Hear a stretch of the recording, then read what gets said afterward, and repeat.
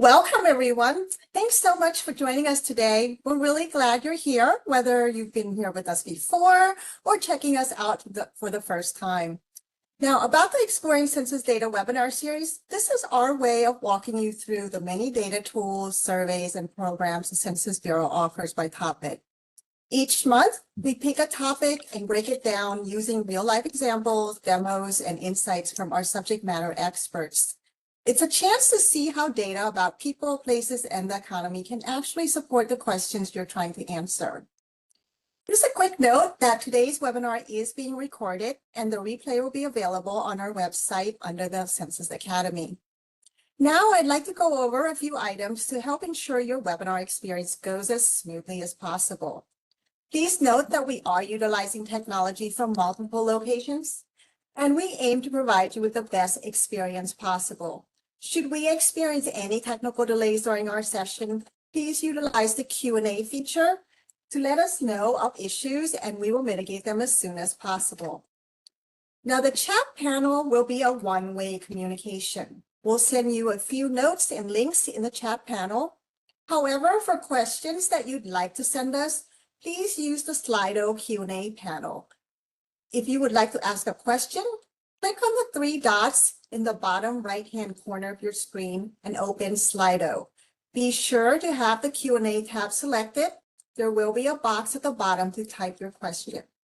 Also, please be aware that after you submit your question, you may need to click on the My Questions tab and then click on View Replies to see the response. And as a reminder, please do not enter sensitive information in the Q&A panel.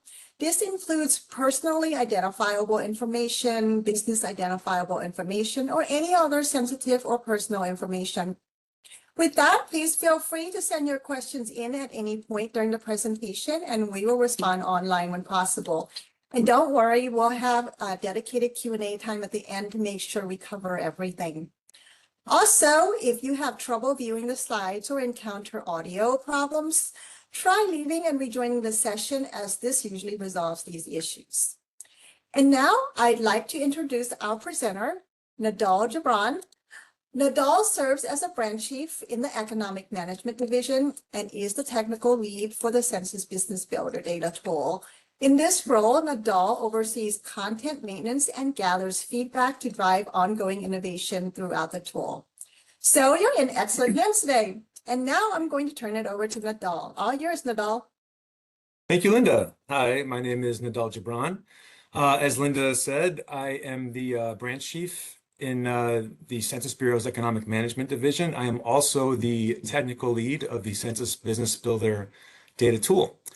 My responsibilities include all of the outreach, all of the marketing, testing, and developing and enhancing the application, and responding to customer requests for additional support and enhancements and that kind of thing. So very excited to be here with you all today, and let's go ahead and get started. So what is Census Business Builder? First of all, these are our guiding principles. The first one, very important, Census Business Builder is easy to use. To do this, we use what's called plain language. We also use tooltips, and we provide an overall easy user experience by packing this wonderful tool full of features in an intuitive and easily manageable way. From the beginning, we have had a customer focus. So this means that we respond to our customers and we enhance and build on this tool accordingly. A very small percentage of what you see comes from our own internal requirements.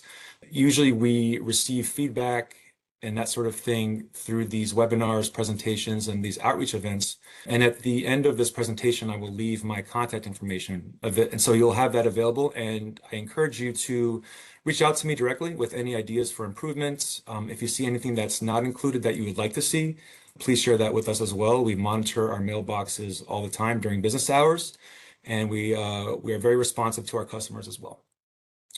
We provide access to census data and more. When we first launched the tool in 2015, we only had Census Bureau data. Soon after that, we realized that there was a great benefit into combining data from other government agencies, such as the Bureau of Labor Statistics, U.S. Department of Agriculture, third-party data, and more. We are using the latest technology. Census Business Builder was actually the first tool to make it into the cloud at the Census Bureau. And at the very bottom, you'll see a link for where you can find Census Business Builder.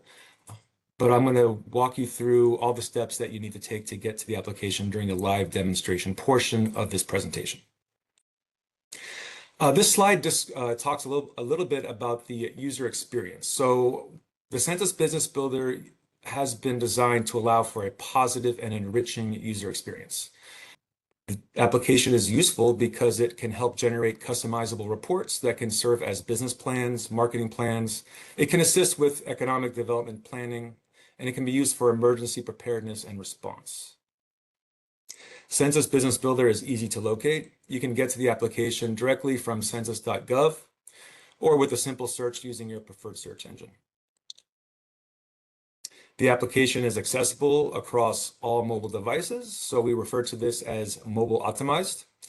And I encourage you all to just pull out your personal device, your smartphone, your tablet, and just to kind of get an idea of the experience that you'll see on different types of devices, etc. Because we really went through a lot of effort to reach as many users as possible. We have a wide customer base and we have many types of devices. So we went through a rigorous compliance review program a couple of years ago to make sure that the application is accessible for all users, or as many as we can get to. It's credible because you're looking at the latest and most accurate data because it comes directly from the Census Bureau. And finally, it's valuable and mission critical. When you first get to the application, you'll be presented with the option to take a tour, which I would recommend definitely for first time or new users, because as you'll soon see, the application is, like I said, packed with features, and there's a lot of different things you can do to prepare and build your custom visualization. So to help deal with this maybe overwhelming level of information, we've provided what's called tooltips, as you can see here, and these tour cards, which define everything you see on your screen. It gives you the opportunity to go forward and backwards through the tour. You can skip to different sections. Like I said, if you're a new user, I would really recommend doing this. And it doesn't hurt to do this from time to time if you are like a more seasoned user, because we do make updates periodically to the application. Okay, really nice slide here. This is our key features. So this is what you'll see once you're finished with your tour and you're ready to start playing with the application. The first thing you'll notice, aside from this really nice, beautiful map, is our dashboard at the bottom left. So the dashboard is sort of like your mission control. What we have here is the ability to customize your dashboard by adding or removing or swapping out up to 6 data items or variables. So for any given geography, you can evaluate 6 data items at one time. On the right, we've got room for 4 data items under the stats section. These are just general statistics that you can program into your dashboard.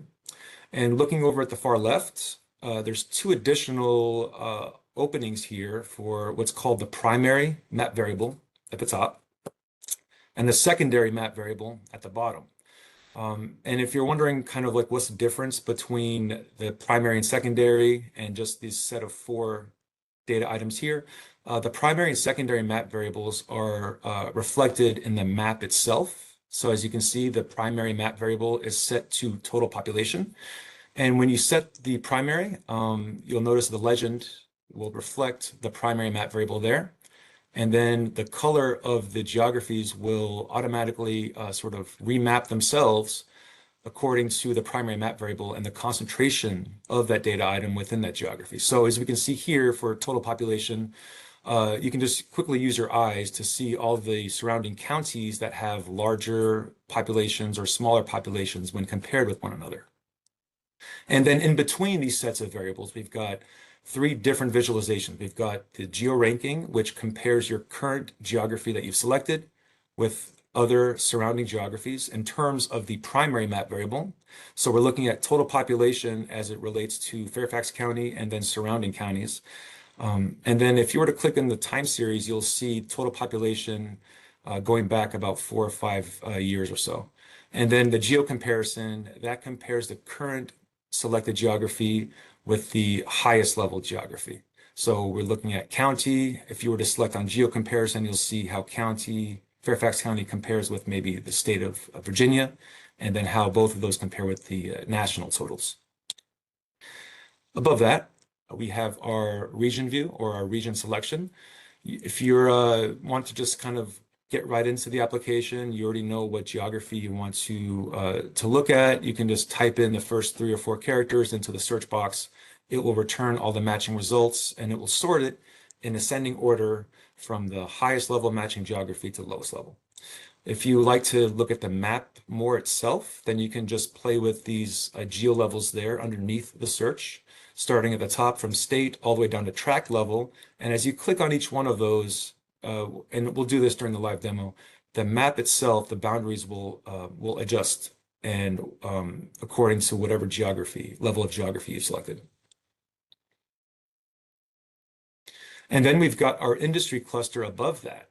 So at a broad level, Census Business Builder is a function of geography and industry, meaning you need both of those in order to produce any meaningful visualizations and reports.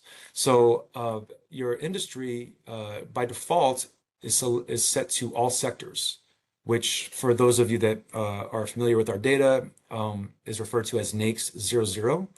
So this is just so that we can pull in some business data to start evaluating and getting into the application. I would encourage you, if you have a specific use case in mind, to select custom industries there and then start either creating a single industry or a industry cluster of your custom industries. And again, we're going to go over that in detail shortly. Census Business Builder has what's called the bivariate mapping. So this means that the map can display up to 2 data items at once. And this is where you will do that. So we talked about the primary and secondary map variable previously, which can be found on the left side of this dashboard. You can also adjust those variables, not just in the dashboard, but you can also do so at the very top middle by clicking on that, where that red rectangle is. At the middle, just click on that, and then you'll be presented with the option to assign a new primary or secondary map variable if you desire. And again, the primary and secondary map variables are important because they're reflected in the legend. To the right of that, we've got what's called filters. You have the option to have up to 3 filters at once for your map. What the filters does is it lets you set data items, and then you can toggle, or you can have a range that you set within that data item. And as you modify that range, you'll notice that certain geographies will either go gray or they'll light up. So the point of the filters is if you want to just see with your eyes which areas are closely aligned with your specific scenario. So if you want to see just counties with a very high median income, you can program median household income into one of your filters and then slide the range to the upper level of that range limit, and then you'll only expose those counties that have that matching median income. And to the right, sort of the top right side of the application, you've got the map variables option. You can kind of see what's available here. You've got your zoom in, zoom out. The 2 icons above that are for the reference layers and the base maps. So this lets you adjust your reference layers or base maps. You can select different shape files, that kind of thing, if you want to really play with the system and customize it further. The bottom right is our legend. The bottom left is the reports. So Census Business Builder has a wonderful UI. It's got a great map and all that. But it also has wonderful reporting as well. So that's going to be the topic of the next slide, actually. So this is what you'll see. Let me go back. If you were to select on that Create Report link, it launches one of these reports. And this is just a screenshot. You can't see everything. Although if you look at the navigation under Table of Contents, it gives you an idea of what you can expect in this report. So as you'll soon find out, the reports are interactive, customizable. They can serve as business plans, marketing plans, all sorts of things can be found in, and you can come up with really interesting insights just through the report itself. And we also allow for single and multiple geographies. So what does that mean? Multiple geographies can be found in this section here called the region view. So hopefully we're all familiar with what we're seeing at this point. We have our map, we've got our industries, we've got our primary and secondary map variables and our filters, and then we've got our dashboard at the bottom left.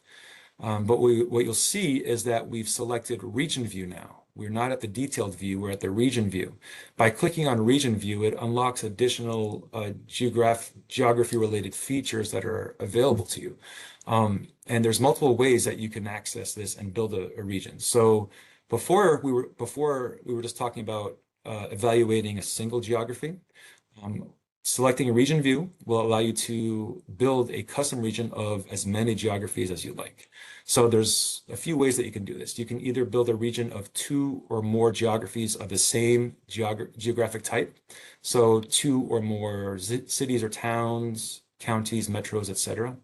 You can also build a region of 2 or more geographies of 2 or more different types. So you can mix and match like geography, counties with cities, with states, and that kind of thing. One thing I would caution you all is make sure that you don't overlap your geographies. So if you select a city, make sure it's not also inside a county that you're also selecting, because you may run into double counting and that kind of thing. And finally, you can build a region using the pre-built region feature in Census Business Builder. We have multiple pre-built regions available to you. We've got weather forecast offices, we've got FEMA declared disaster regions, we've got SBA hub zones, HUD opportunity zones, and all sorts of stuff there. So I'm really excited to show you some of our pre-built stuff as well. So this slide and the next few slides will just go through some very general use cases with how you can utilize this application to solve real life problems. So the first one is just, opening a business in Carroll County, Maryland. Okay, so this is our map.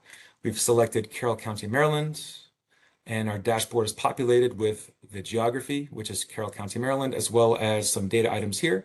And just really quickly, you can see, if I were to open a business here, would it make financial sense? Well, look at our primary and secondary map variable. We've got the total number of employer establishments as well as the total number of non-employer firms. So we're combining employers and non-employers together in the same visualization. These are 2 very different data products. Employers and non-employers, they come from 2 very different surveys, but we've joined them together here in this application, and to our users and to you all, it hopefully will just be one seamless product. So that's our goal here. So this is what you will see if you were to select, in this case, Carroll County, Maryland. These are all the data items. This is your dashboard. You can click on report, and here you can see if it, very quickly, and if it makes sense to think about opening a business in this geography. And what does this mean? Well, you can scroll down to the employer businesses section and really get an idea of maybe the health of a particular industry in the geographic area. You can utilize the time series at the right and see kind of what the trends are looking like as far as the number of establishments in this industry, in this geography, or the employment, the revenue, the payroll. You can do all kinds of things, all kinds of forecasting with this report. And just some general business data that we've pulled from Carroll County. The number of businesses in all sectors, over 18,000. Nearly 54,000 total employees in all sectors of the economy. And then below that, you can see the top 5 sectors by the number of employer establishments. So if you were to move to Carroll County, Maryland, and you're looking for employment, this might be a useful thing for you to look at to see, these are the top employers in Carroll County, organized by sector. And, you can also organize this many other ways, not just by employer establishments. You can rank total, the highest paying sectors. You can rank the sectors that have the highest number of job growth or establishment growth, or even the lowest numbers as well. So really cool. And then this is some additional information that we've gathered from this is for Maryland, the state of Maryland. So here we're looking at Carroll County, which is a county in Maryland. And now we're zooming out a little bit and we're looking at the state totals for Maryland. And here you can see, you can get total population, median age, income levels, and some other very interesting data as well. Use case scenario number 2. So in this one, we're going to kind of go a little more advanced. We're going to use the pre-built regions and evaluate the impact of disaster. So pre-built regions, again, can be found in the region view of the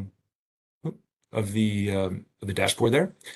And this is I'll walk through this in more detail during the demonstration, but essentially you can pull in data from FEMA, and what that does is it creates a custom region for those impacted geographic areas as declared by FEMA, and then you'll run your report, and this will allow you to get an idea of the human and economic impact of a disaster. So that might look a few different ways. If you want to look at the human impact of a disaster, you'll want to run a report for this disaster area and maybe look at some of the folks that are more at risk, the at-risk community, maybe senior citizens or folks that have no health care coverage, folks that are disabled, that kind of thing. All this data, we have all this data available to us at the Census Bureau, and this is a very real-life use for how this can be applied and deployed to help people during a disaster. Because what happens during a disaster is FEMA will issue a disaster declaration. And in most cases, they'll release federal funds to assist and aid in their recovery of that disaster. You can utilize Census Business Builder to sort of see where those funds should be directed. If you have a high percentage of senior citizens and folks without healthcare coverage in one of the counties versus another county, that may play into your decision on how those funds should be distributed.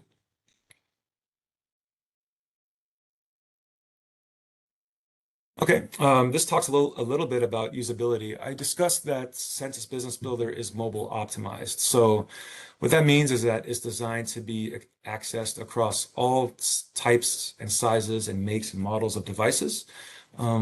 So again, I would encourage you all to, if not now, at some point, play with the application on your device, try to find something wrong with it, and then send me a message and I will try to fix it. So this is an example of how we've enhanced the application in two ways. What you see on the right is a screenshot of the application with the high contrast option enabled. So what the high contrast option does is for those folks that are more hard of seeing, it allows for a higher contrast between the text in the foreground and the sort of the color in the background. So it just makes everything easier to read. And at the left, you'll see there's an example of a pop-up or a tooltip. As I said earlier, we've loaded the application with tooltips. So if you were to hover over anything for more than a second or two, you'll see a tooltip like we have right here, which explains in pretty good detail what we're looking at. And now it is time for the live demo. So I will switch over to my screen. Okay, so this is the Census Business Builder application. What I'm going to start off by doing is I will show you all how to get to the application through the census.gov website. This is our website, census.gov. Of course, you can find it through any sort of search engine, but if you were to go through our website, this is how you'll do it. You want to hover over data and maps, click on data tools and apps. And here we have all of our wonderful data tools listed in alphabetical order. We also have a section for featured tools here, and Census Business Builder is right in the middle. Click on that. The reason why I'm bringing you to our Census website first is I think it's very important that you bookmark this because we make changes to this website frequently. Whenever we release a new version of the application, we make sure to update the website with version-specific information about what's new. So in this case, we are currently in 5.11. This is all the new stuff that went into that release. We are expecting a new version of Census Business Builder in August.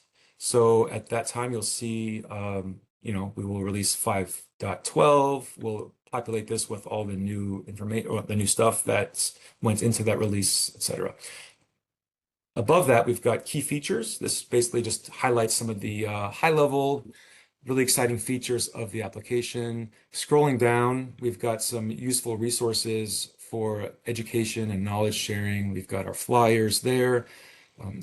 As you'll soon notice, there's a lot of a lot of different things you can do with the application. It's really difficult to cram everything into like one flyer. So we've got the overview instructions. We've got a general flyer for, basic operation of the application, and then more advanced stuff on how to adjust your map classes and then customize your data, and then general tips and tricks and that kind of thing. What else do we have? We recently added this to our website, CBB in the Classroom, which is really cool. So if you are an educator, you can utilize Census Business Builder in the learning. So what you do is you just click on this right here, and we go through different activities. We've got our suggested grade level, the approximate time required to complete these tasks, materials required. And then if you are an educator, you'll select this and you'll select this for your students. Personally, I think it's very important that we educate folks on our data, at an early level, at an earlier age. And I think utilizing Census Business Builder in the classroom is a fantastic way to bring the application and our data to life. And I think people will, once they start playing with the application, will see how useful it is and just how many different visualizations and use cases you can get out of it. All right, so that was the Census Business Builder in the classroom. And let me see here. And then some other tabs, some recorded webinars that we've done previously, frequently asked questions, and known issues and comments. Okay, so with that, I will just start the demonstration. So you want to start by clicking on Census Business Builder. I've got some screens preloaded here, just in case we run into any lag or slowness or anything. Hopefully that's not the problem. That's not the issue, and we don't have that problem. But if we do, we are prepared for it. So this is what you'll see when you first get into the application. Again, this is your tour. Click on that. We've got 45 cards right there. You can start clicking around. It will, define everything that you see on your screen. You can jump to another section if you have a question about something further on, like maybe about changing or something about the map legend or how to select your industry, that kind of thing. All right. Once we're done with our tour, we're ready to get going. We can just close that out. And let's start off by opening our dashboard. So as you can see right now, there's not much to look at. And the reason why is because we have not selected a geography. So to really get started, you want to have some geography selected. By default, we're looking at the state breakouts for everything. I can zoom in on a state if I like, and sort of play around with these geographies or these geographic levels here underneath. And doing so will redraw the map there into the contributing metro areas. Really cool. I can do the same, just zoom in each time you do it. I can do the same for county. And it'll chop up those metros, and I'll see the different counties, the constituent counties that make up that metro area. I zoomed in a little bit too much, but I think we all get the picture. So that's pretty cool. And I can go all the way down to the track level, of course. If I like, I can just search for something as well, like maybe Los Angeles. Just type in the first few characters, and it will return all of the matching results in sorted by in ascending order, by the highest level matching geography to the lowest level. So those are my options for selecting a single geography. Notice I did not say multiple geographies because we have our region view to do that. All right. So let's go ahead and just click on something. Let me try, without knowing anything about this area, I'll try Marin County, California. And our wonderful dashboard is now populated with data pursuant directly for Marin County, California. All right, so by default, the dashboard is programmed with the primary map variable, all employer establishments. And then these 4 data items are also programmed by default. What's really cool about the primary map variable is I can collapse this dashboard and just hover over anything else, any other area on the map, and I can see without having to click on anything or changing anything, the data for that primary map variable. So that's pretty cool. So like if I wanted to assign a secondary map variable, I can, again, if you remember, I can click this, or I can go up to this ribbon at the top middle. Make sure we select secondary variable. And so I've got an economic variable for my primary. Let's choose a demographic or maybe socioeconomic data item. Let's try median household income. Let me collapse my dashboard. So now my secondary map variable is reflected in this proportional circle there. The larger the circle means the larger or the higher the concentration of whatever that data item is. So the higher the median household income. And the darker the color, the higher the concentration of your primary map variable. So if you want to see a really large number of both, we want to look for the bluest and the largest circles. Let me play with this a little bit more. Let me change my primary to something that I'd like to use for a use case that I'm going to go through right now. Let me select, let's talk about opening a restaurant, okay? I would like to open a very fancy restaurant, and I want to target customers that have a lot of money and also customers that spend a lot of money, okay? Very easy to do. I can do that in about 2 minutes or less. So let's set up our dashboard. We'll go to our primary map variable. And first one, maybe we want to target those high income customers of ours, okay? So you can find income in the first primary category, consumers' residence. And then looking at the secondary category, we've got demographic characteristics, socioeconomic characteristics, housing characteristics, and employment characteristics. The way we've organized this is the primary categories start with the consumer's residence, which essentially is our customer base, okay? The second category is our business's annual. This is more or less the business part of Census Business Builder. This is where we have all our employer, non-employer, key ratios, and international trade data. Okay, we've got our quarterly business data items here. This tracks basically employment changes, level changes between quarters, that kind of thing. So on a really accelerated cadence, you can get some interesting information here. You can do some good forecasting and that kind of stuff, right? Next, we've got workforce data. And workforce data tracks the employment and the job situation, both the employment and the job gains and losses in a particular geographic area, okay? We've also got the number of hires by educational attainment, building permit data, so the number of 1 unit, 2 unit, et cetera, all the way up to 5+ building units, and then the value. Consumer spending. Now, this is where I'd like to think about searching for a secondary map variable. Because I talked earlier about targeting customers with high income, but I also want to target those customers that are not afraid to spend that income on dining out, because I want them to spend all of their, all of their money at my very fancy, expensive restaurant. So to do that, I will select something related to eating out, maybe consumer expenditures per household on dining out. So let's see how I've set this up here. Let me open up my dashboard. Primary map variable, per household spending, dining out, food away from home. And then secondary map variable, median household income. All right, so I've set things up pretty well here. It took just a couple minutes.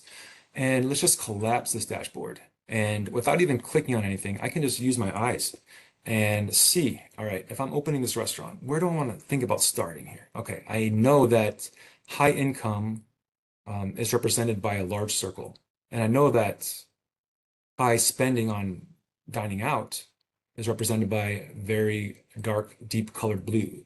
So let me look for a large circle and a dark blue color. And that brings us to Marin County, California. And that happens to be what I selected originally. So I did not plan that, by the way. So this is the situation. We've got, to me, that looks like a lot of spending on dining out and a very high median household income number. This is median, not average, okay? We're not pulling this number up or down by these outliers. This is as close to a true data point as you can get, and that's a very high number. So we've got both of those right there, all good to go.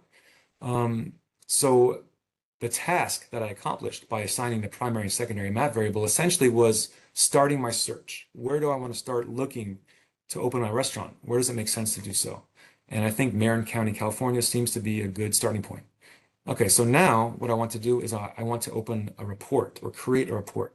And this will unlock all of the data that's available in Census Business Builder. All the stuff that you see here, our jobs data, our consumer spending, business data, all this stuff, all the primary stuff and the secondary categories can all be found in our reports. So I'm going to start doing that. Before I do that though, I want to make sure that I've selected my industry. So remember what I said, by default, Census Business Builder will pull in data for all sectors just to get some business data. Now that I know my industry, I know that I'm opening a restaurant, let me start searching for a restaurant. I can do that by clicking on this custom industries. And I can either just start searching for maybe restaurants here, or I can click on edit industries and I can sort of look through these categories and subcategories until I find what I'm looking for, which is right here. Or I can also go to industry tree and browse manually, a tree of most of our industries here. So restaurants can be found under accommodation and food services, which is NAICS 72. And that's a quick way to find your restaurants that way. Let's just go ahead and click on or type restaurants there, restaurants and other eating places. Click that. You'll notice that the dashboard did something. When I clicked on restaurants and other eating places, we're no longer pulling data for all industries or all sectors anymore. We're pulling data just for the selected industry, which is restaurants and other eating places. And as a result, some of the information here has changed. All right, so now we are ready to click on Create Report and really dig deep into our use case. All right. Now, the first thing I'd like to bring your attention to is the very top right here. You'll notice that this whole top pane is frozen. The reason why we did that is because it's very easy to create many, many reports, and eventually you'll be just sort of flooded with all these tabs and all these different reports there. So it's important to keep this static so that you can see exactly what you're looking at any point. We know that we're looking at this industry, restaurants and eating places, and this geography, okay? So no matter what happens, I know it's screaming at me right in the face. I know what I'm looking at. On the right, we've got the industry that we've selected. So we've only selected a single industry, which is why we only see one industry listed here. If I were to create an industry cluster, so I would see more industries listed there. So let me just kind of go ahead and do that right now. I've got restaurants selected there. I'm going to click Edit Industries, go down to Food Services, and let me add some other stuff. Let me try maybe fast food and food trucks. All right. Now I've created what's called an industry cluster. Clicking on back, got my industry cluster is comprised of fast food, food trucks, and restaurants. And I can also give my industry cluster a name. So let me just say food service industry cluster. When I type that in, I don't need to do anything once I'm finished. I don't need to click on save or apply or anything. It's dynamic. It stores all of my inputs and all that, which is really nice. And as you can see here, now I've got my industry cluster there. I can click on a new report because now I've changed my industries. And now I see I'm looking at, instead of looking at just restaurants and other eating places, I'm looking at my food service industry cluster. What is that? Well, let's look at the right. The food service industry cluster is comprised of these industries, which are the ones that I've added there. If I'm interested in just a particular industry, I can click anything there and it generates a new report. I did that for restaurants. I can also do that for, or limited service restaurants. I can also do that for mobile food restaurants, all kinds of stuff. And that bears out my earlier point, okay? You want to pay attention to this, this pane at the top, this header, because I've already created, 3, 4 reports. And this will help you to stay oriented on where you are. All right, very cool. Let me go back to my original selection there, which was just restaurants.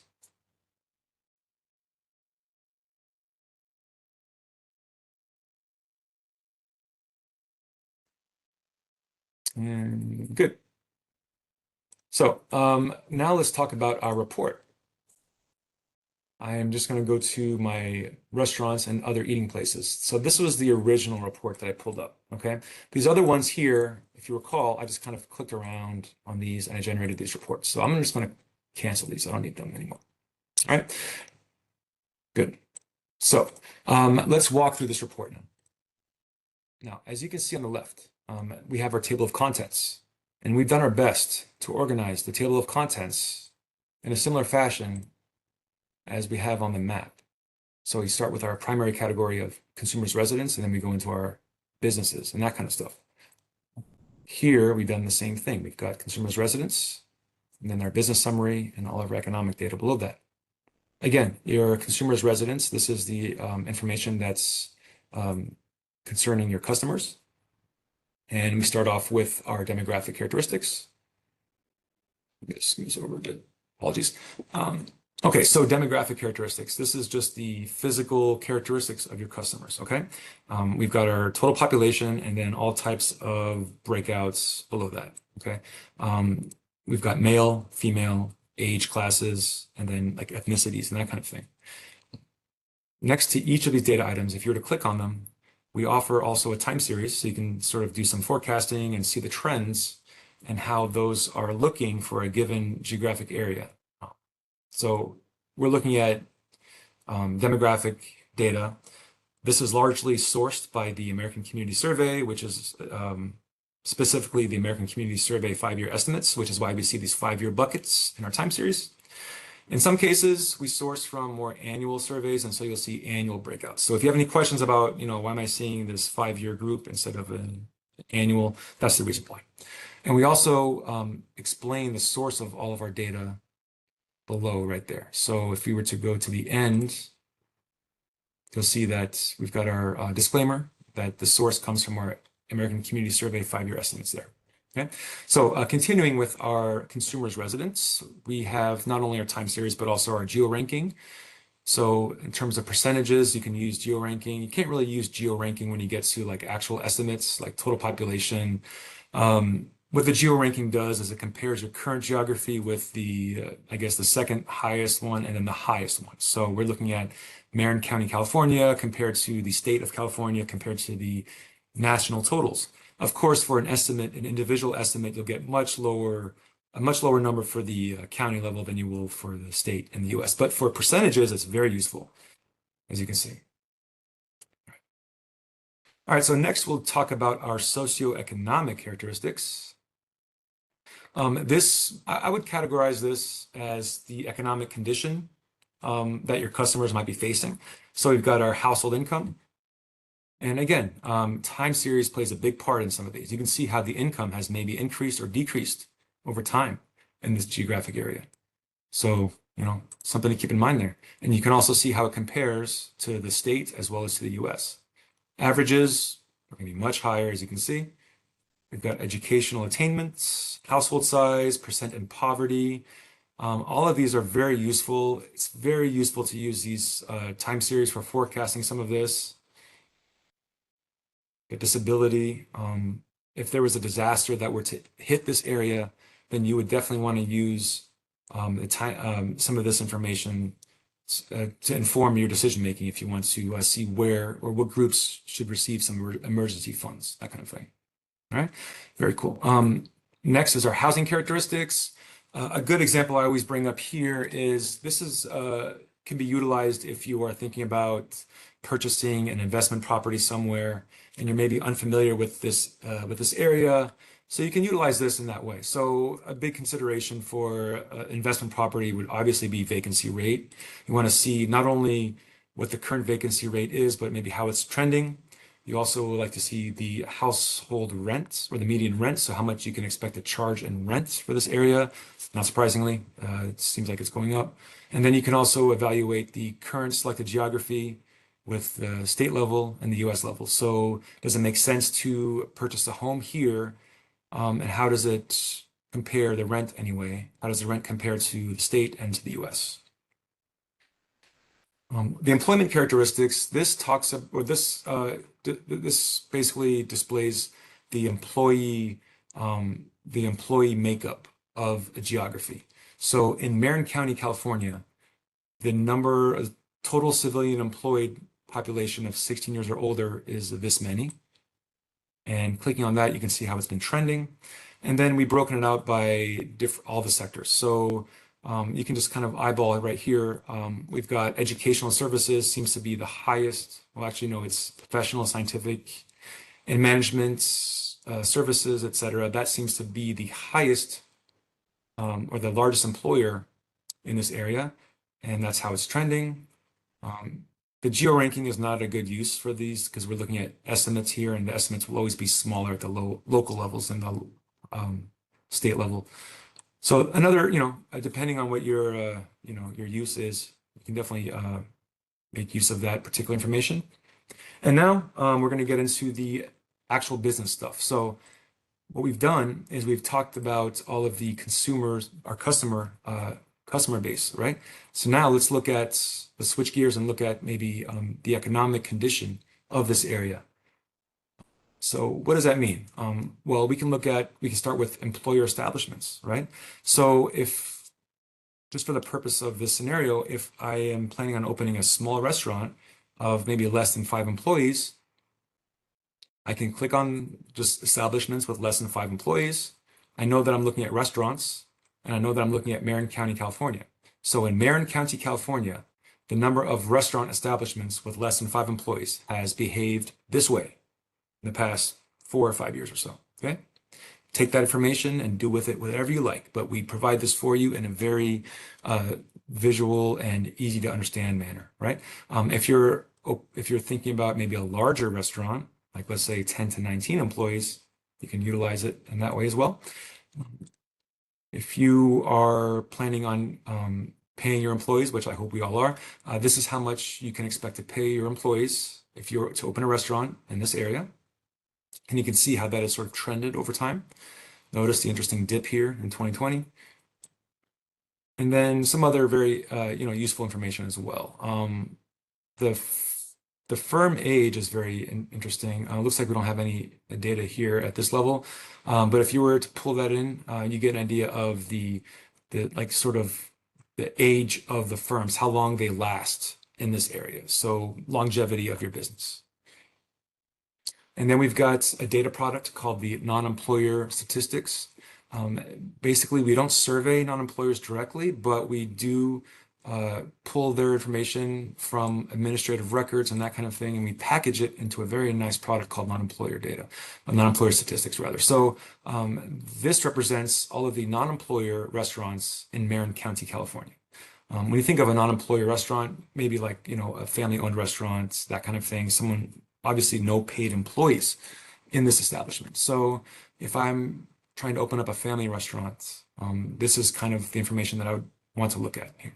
Number of non-employer firms, how it's trending, and then their revenue, total revenue. You can see just under $1 million there, and the total number of employers, non-employers. So this gives you an idea of the potential competition. This gives you an idea of the revenue that you can expect, hopefully, to generate in this area. All right, workforce data. So now and I will say this, we've covered a lot of different data products here. Each of these comes from a unique program within the Census Bureau, but we've displayed it in a way that it's as seamless as possible. However, if for research reasons or general traceability purposes, if you'd like to know the actual source of this data, you don't trust me, you don't trust what you see here, you want to cite this data, you can do so by looking here. We have this citation at the bottom of every data product, and it tells you exactly the source of this data.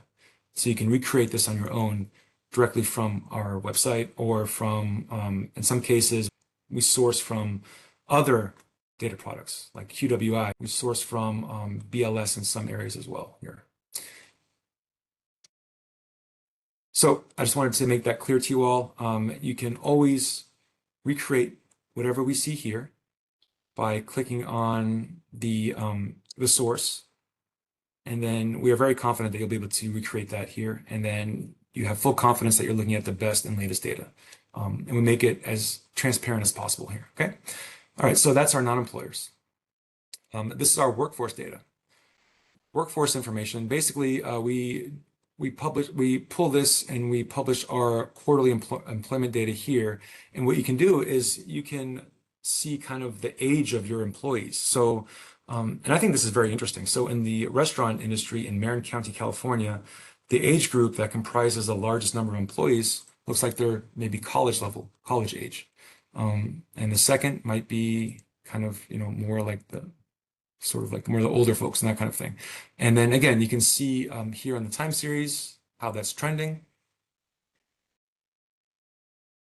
We've got the total number of hires by educational attainments.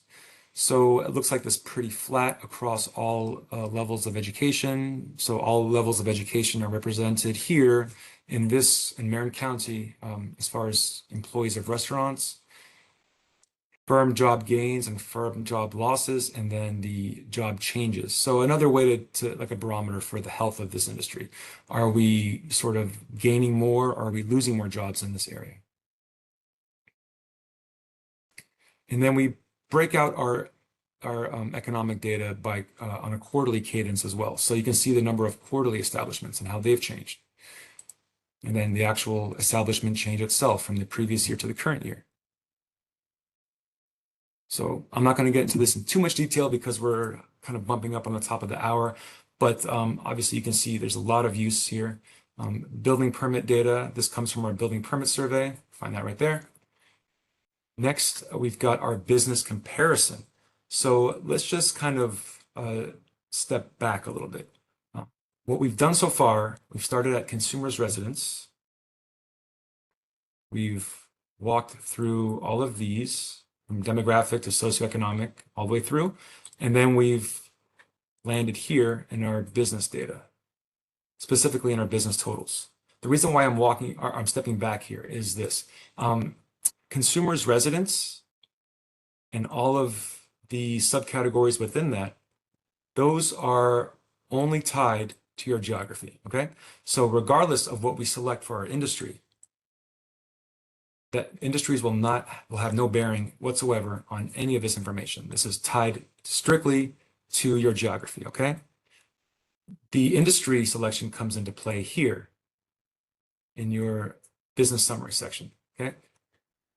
And as you can see, we've actually highlighted that there for you as well. So we see that we're looking at this industry, and not only is it tied to the industry, but it's also tied to the geography. So I just wanted to make that clear. When you're looking at this information, it's important to understand that all of your customer information is totally agnostic of whatever industry that you've selected, all right? It's only tied to your geography. When you get to your business summary, it's a function of both your industry and your geography, okay? So the reason why I bring that up, again, is we are just about finished with our business summary, and now we're looking at our business comparison, and now we're back again to ignoring our industry selection and focusing just on our geography. And you can see that because we are looking at all sectors here under industry. And this is very useful because within Marin County, California, you can sort any of these dimensions here and get an idea of maybe the sectors that have the largest number of employer establishments in this county. Looks like professional, scientific, and technical services has the largest number of employer establishments. We can do the same for payroll of employers. So if I'm thinking about searching for searching for employment in this area, I can use this to to see kind of if it makes sense for me to find employment in a particular sector, what my payroll outcome might look like. Let me get that there.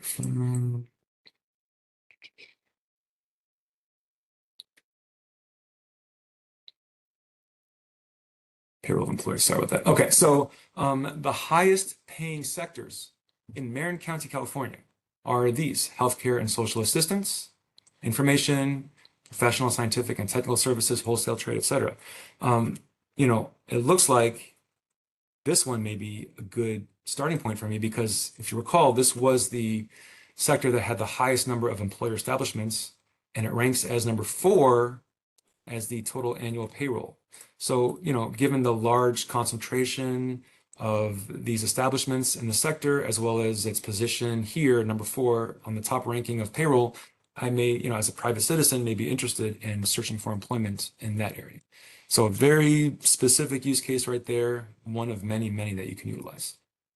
We do the same thing for key ratios. So these are ratios that we provide and we kind of calculate on the back end for you. We determine that these are the most useful ratios for our users. We've got employment per employer. So again, if I'm in the, I can look at the industries that have the highest number of employees per employer. I can do the same for revenue per employer, payroll, etc.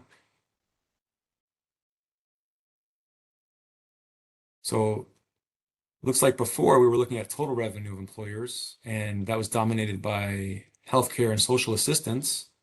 But looking at average payroll, of course, averages can kind of skew different directions, but we see kind of a different situation there. So a lot of really interesting insights, little puzzles that you can solve this way, which I enjoy doing that.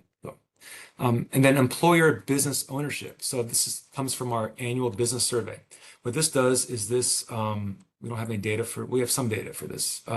What this does is it gives you the demographic characteristics of business owners in your selected geography. So I can look at the sectors that have the highest number of Hispanic-owned firms, which is real estate, rental, and leasing. I can do the same for female-owned firms, healthcare and social assistance, veteran-owned firms, retail trade. Okay. I can do the same for non-employers. And then this is where we get all of our consumer spending data. Again, this is immaterial about which industry you've selected, does not matter. We're still looking at the geography. So in Marin County, California, folks spend this much money on all types of services and products and that kind of thing. Right? So going back here, I'm going to close this out now by talking about the region view. So up until now, we've only been working with one geography at a time and multiple industries. So let's build a region view of multiple geographies. So I just tab over to region view and I click on create region. And now I have the option to either use this cursor to just click and add region or add geographies to my region. As you can see, when I click around, those geographies are added automatically. I can draw like a customizable shape there. I can a square and a circle. Cool. I've lost some stuff. Let me just draw a big square and grab some more stuff. So I've pulled in a whole bunch of counties here, and looks like California and Nevada. Okay, so I've got a very robust custom region right there. Very cool. Similar to my custom industries, I can give my region a name. So I will name it maybe Western US custom region. Again, I don't need to click on anything to save it. It does it automatically, which is really nice. And then now I've got my custom region. These are all the constituent geographies that make up that region. And then in the middle, I've got my geo ranking, which ranks the top geography with the other geographies within your custom region in terms of whatever I have selected for my primary map variable. So whatever I have here as my primary, as well as whatever I have for my assigned data items on the right, those will carry over into my region view. And now I'm looking at the primary map variable and all of these geographies. And then I've got these 4 data items: median household income, percent high school degree or higher, total population, home ownership rate. Those can all be found here. If I were to change something, I can click on whatever I'd like to change, click on the pencil, and then maybe I want to see something like percent with healthcare coverage. That's changed there, and it's also carried over here. I can compare one geography to another. So if I want to compare like Monterey County, California with somewhere in Nevada, White Pine County, Nevada, I can see how these four data items, like kind of the difference and how they are, relate to one another for any two counties within my geographic region. So it's really nice. I can click on this create report. It generates a new report. I've got my custom region right there, which is really nice. And then all of my, all of the geographies that make up that region. Again, I can click around in any one of those if I like to explore a particular region in more detail. And one more thing is our pre-built regions. So to access our pre-built regions, you want to click on Edit Region. And let's click on pre-built regions right there. And now I have a drop-down and I can select any of these pre-built regions there. So we've got WFO, Weather Forecast Offices, SBA hub zones, HUD opportunity zones, and FEMA declared disaster areas. Let's talk about FEMA declared disaster areas. If there is a hurricane or a fire or a tornado or an earthquake, I can utilize this to see the human and economic impact of that disaster. So I can select a date range. If it's a relatively recent disaster, I'll leave this alone and I can see which ones, where in the country a disaster may have occurred. So I've got this, I don't know anything here, any of these details, but just looking, I can click on maybe Utah Iron Fire and clicking on that, sorry, it's created a custom region for me and it's named it as well. This is the disaster declaration number. This is the disaster declaration name. These are the counties that make up this disaster area. This is the incident period. It's ongoing. It's been ongoing for 6 or so days. I'll click on save. Now I can compare, maybe I want to bring up some human stuff, like human impacts sort of information. So I want to see folks that are in poverty.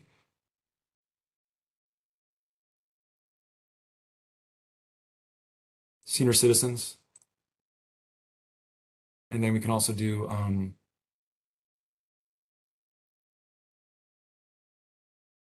disabled.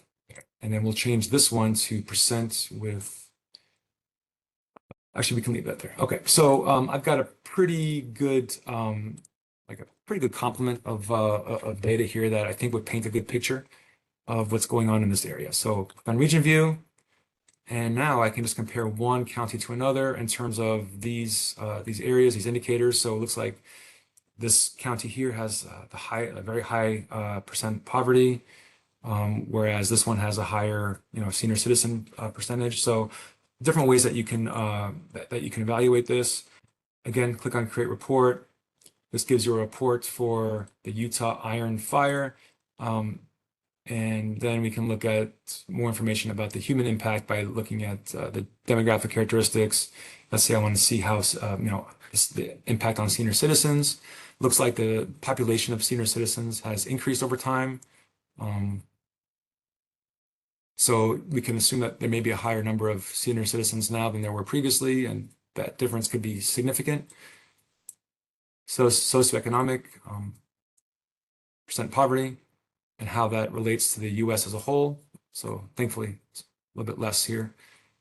And then disabled, any indicator that you could think of that would sort of tell you, the human impact of this disaster and where potential attention and funds should be distributed. You can utilize this and affect the outcome in a very positive way. All right. So that's all I have for my live demonstration as well as my presentation, and close it out with my final slide. I will open it up right now for a Q&A, but before I do that, I'd like to say thank you for attending and for listening to me today. This is my contact information. Again, my name is Nidal Gibran. Below that is our email box. I personally monitor this mailbox all the time. As soon as you send a message, I will respond right away. And again, please just play with the application, see what you can do, see if you can break something, and then send us a note with any ideas that you have. For more detailed questions regarding the 2020 decennial, please contact 301-763-INFO or 1-800-923-8282. To schedule additional training with a census data dissemination specialist in your area, please call 844-ASK-DATA or email us at the address below on the screen. And with that, I will turn it back to our co-host. Thank you. Thank you, Nadal, for the great presentation about the CBB and the different ways that you can use the tool. This is definitely one of my favorite tools to use, and I highly recommend it to everyone. Before we begin the Q&A, I'd like to invite everyone to join the next webinar in the series on August 27th from 2 to 3 p.m. Eastern Time. We'll be presenting Market Entry and Growth, where we will walk through several surveys and programs and demonstrate how the data can be used to start or expand a business. We'll also cover market potential and labor market insights. So now let's hop over to the queue and see if we have questions waiting for us. All right, Nadal, we do have a question. Is CDC Places data included in the Business Builder? Congressional districts? Not at this time, no. We've been asked that question before, and it's just a matter of reconciling the CDC-based maps with the maps that we use that power Census Business Builder. So that is in the works. It is part of our discussion. It's just a matter of reconciling those two maps together. Awesome. Thank you. Thank you for that. We have another question. How can you tell which time period you are looking at on the map, data-wise, like the data year? On the map itself, that's a very good question. What I would do is, let's go back to this. So you can hover over there. So if you were to select something here, maybe total population, we cite all of the data right there in the application. So you know, for this data item, we're looking at the 2024 American Community Survey 5-year data profile. And you can get there directly by clicking on this link.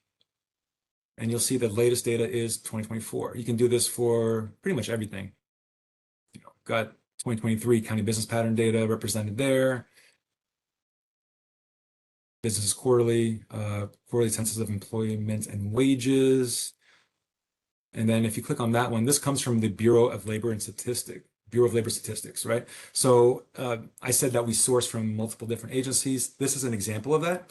Our quarterly business data comes from BLS. And if you were to click on this, it would take you to the this data viewer, and you can see the latest there is 2025. That's great. Thank you, Nadal, for that. Right now, let me check back in the queue and see if we have any additional questions. All right. So with the absence of any additional questions, I want to thank you again, everyone, for your time and interest. And please utilize the information on the contact slide if you have any questions after this webinar. Have a wonderful day, everyone.